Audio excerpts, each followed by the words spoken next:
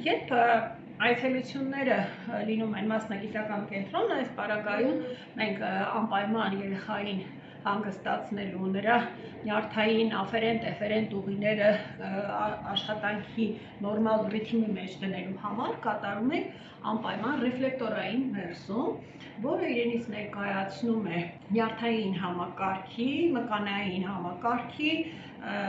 թուլացում և աշխատանքի պրոցեսի կարգավորում։ Սա շատ օգնում է, նպաստում է երեխայի ֆիզիոլոգիական պրոցեսների կարգավորմանը, ստրեսի նվազեցմանը, և երեխան շատ ավելի լավ է սկսում ընկալել այն մասնագիտական աջակցության աշխատանքի արդյունքները, որոնք որ հետագայում կատարվում է հատուկ մանկավարժի, լոգոպեդի և թեկուզ վարքային թերապիստի, էրգոթերապիստի և այլ մասնագետների աշխատանքի արդյունքում։ Ընթացքը ցույց է տալիս, որ մերսումը երեխան շատ հաճույքով է ընկալում, հետագայում արդեն երբ կարգավորվում է, սկզբնական փուլում երեխաները հաճախ ընդդիմանում են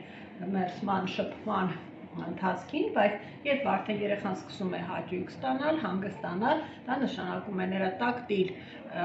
ընկալումները արդեն լավացել են, բարելավել են, երեխան կառավարում է իր վարքը, հանգիստ վարվում է մերսման ժամանակ և վայելում է այս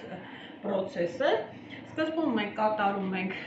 շփում հանգստացնող գործողություններով, հետագայում, եթե անհրաժեշտություն լինում է, նաև կարգավորում ենք երեխայի ոսկրամկանային համակարգը, եթե լինում են տրիգերային կետեր, դրանք արտահայտվում են մաշկի կոշտուկներով, լարվածություններով, չնայած հազվադեպ է լինում երեխաների մոտ նման լարվածություններ, բայց ֆասցիաներ կարգավորում ենք, որտեղ լարվածությունից մկանները գեր լարվել են